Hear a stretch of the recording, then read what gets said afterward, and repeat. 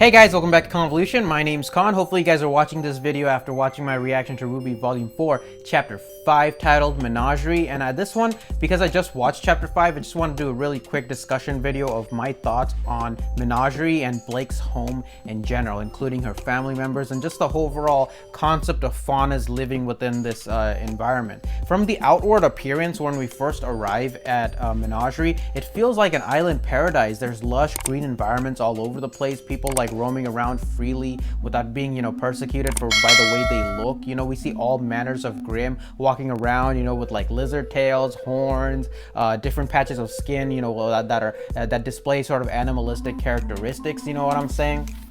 And then Sun, for the first time in his life, I guess, is visiting Menagerie, which is rather strange considering, he's also a Faunus. At least he's heard of it. But the way he's interacting with like the environment around him, and he's like so surprised and kind of in awe, he is unable to sort of contemplate that this place kind of exists, But Blake obviously has a different interpretation of why they're there. I mean, the history, as we go back to the World of Remnant video, after the war took place between Vale and Vacuo versus Atlas or Mantle and Mistral, and they lost, and then afterwards the Faunus were given a continent of their own to live in. And obviously we thought that that was a good place for Faunus to actually exist in, but if you put enough people together who share a common goal, those goals will ultimately manifest into a group or organization or to some form of ideology that will ultimately see their segregation into this sector of the world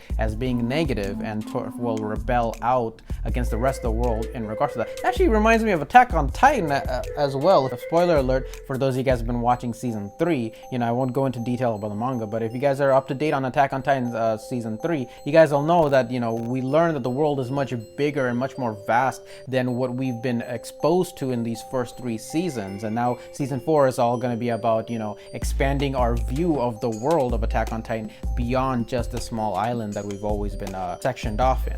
But that's kind of what Menagerie feels like to me. It's a small island that had been given to the Faunus in order to kind of live and sort of cope and sort of not cause a problem for the rest of the world. At least that's what it feels like, despite what it looks like on the outside. I mean, from the outside it looks like a lush paradise, lush green paradise. You see mountains in the distance, obviously natural barriers. Sun makes this comment about, why don't you guys go live in the desert? And Blake says that, our deserts aren't like your deserts and freaking Vacuo, you know what I'm saying? I guess these deserts are filled with like freaking scorpion-ass grims and all kinds of like crazy grim snakes. I think that's what I imagine, to exist in like, a desert, like grimly in a desert like environment, you know what I'm saying?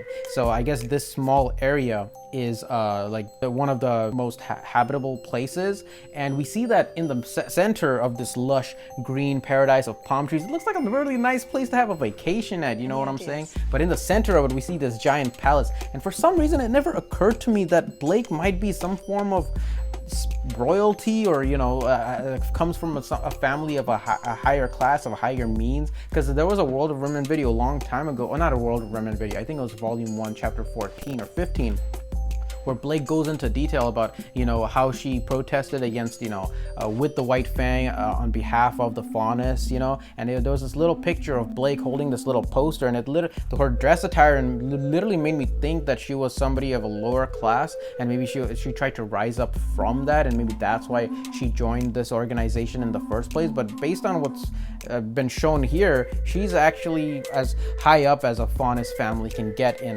this modern day and age in the World of Remnant, you know what I'm saying?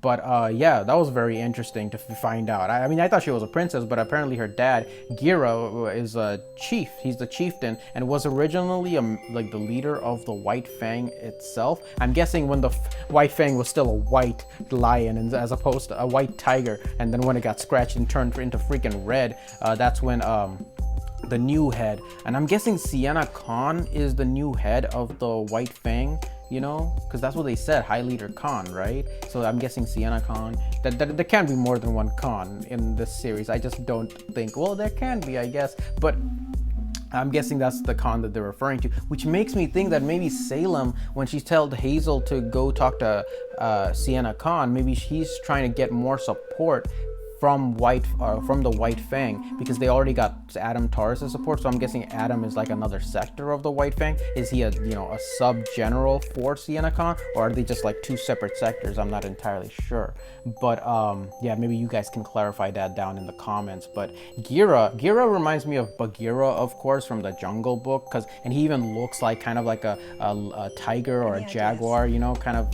He has that sort of look to him, but he looks the way he's dressed and his appearance, he literally looks like a king. So no wonder they picked him as chieftain. So he must be a super badass fighter. But obviously he's aged a little bit, but I'm sure he's packing a lot of crazy ass semblance power action inside himself. And of course, his wife is named Kali. And for those of you guys who don't know, Kali is the Indian goddess of death and destruction and kind of like the apocalypse in a way, but she also represents themes of like power and sexuality all combined into one, which I guess is an appropriate name for Blake's mom, because Blake's mom, I thought when she first opened the door, I thought she was Blake's sister. I was like, God damn, woman, you've been like, whatever you're doing, keep doing it, So that was quite interesting. And of course they have like a hilarious interaction with Sun's fault, of course, because Sun just follows Blake, wherever she goes at this point, and sort of he's happy to do so, but not so much after this interaction, because Gheera apparently hates him,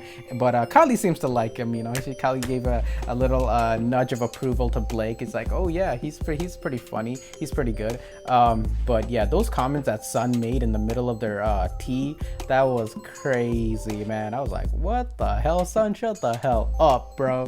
We know you like this girl, but the boundaries, bro, the boundaries, especially when talking to her parents. You gotta get their approval first, and in order to do that, you gotta get them to like you somehow. So yeah, so that was very interesting. And of course those individuals from the White Fang show up, and obviously they're trying to play to the goodness of their hearts and trying to portray themselves as being good-natured and unaffiliated with Adam. Of course, later on we realize that they're working with Adam all this time, and they're trying to inform him of what's going on here, because of course Adam would want to know that Blake's over here. Oh dude, that just reminded me, if Adam knows that Blake's over here, shit's about to get down, you know what I'm saying? Holy shit, son. But yeah, but that's crazy, like the conversation that they've just had regarding the Adam Taurus, Sienna Khan, Gheera. It just all encapsulates that idea that these Faunus, after having been segregated into this area for so long, have built up a lot of animosity against the rest of the world, and so that's why this organization has grown to become as violent as it has. You know what I'm saying? It makes me even more interested to get into the next World of Remnant video, or some of the upcoming World of Remnant videos, specifically about the Great War. So that's something I'm very much looking forward to as well. Those are all the ideas I got on me right now. I'm not exactly sure if Sienna Khan is a good person or a bad person at the moment, but nothing I've heard so much portrays her as like a complete villain, or maybe I'm just biased to her because her name is Khan. I don't know, but that might be the case. But anyways, we know Adam's Adam's a lost cause, but Sienna Khan, I'm not sure. We'll have to see. So definitely looking forward to chapter 6, what comes our way. Hopefully get to see more Oscar, because I'm really interested in what Oscar and Ozpin's relationship is at this point, especially after what happened in chapter 4. So I'm going to be doing another discussion video after this one, so look forward to that, where I talk about Oscar and my theories on Oscar and what's going on over there. So hope you guys enjoyed this small little discussion video for RWBy Volume 4, Chapter 5, talking about, Blake's family and the White Fang and the Faunus and all that stuff, and Menagerie in general. I definitely enjoyed this chapter. One thing I forgot to mention is like the upscale in graphics, and like how they were able to show so many different characters, and we've come a long way from those shadow figures from Volume 1. So what did you guys think? Leave your comments down below, subscribe, like, share the video, come over to my social medias, continue the chat over there, and I'll see you guys I'll see you guys later in the next video. Until then, have a wonderful day or a wonderful night wherever you guys are. Bye. Thank you guys so much for watching, and if you enjoyed this video and would like to see more like it, please subscribe, hit that like button, and feel free to share the video, and I'll see you guys next time.